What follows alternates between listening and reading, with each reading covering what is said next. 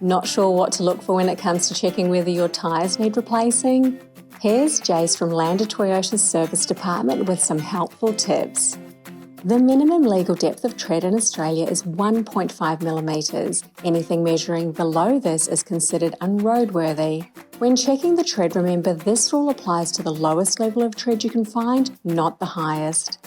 Tyre manufacturers build a tread wear indicator into all tyres, which can be found evenly spaced between the grooves of tread on a tyre. If they're flush with the level of tread, this indicates the tyre needs replacing.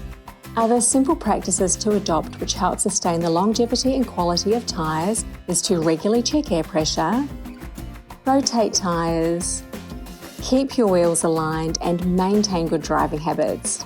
If you have any questions regarding tyre quality, Lander Toyota service technicians are here to help guide you through checking tyres and making informed decisions to help keep you safe on the road.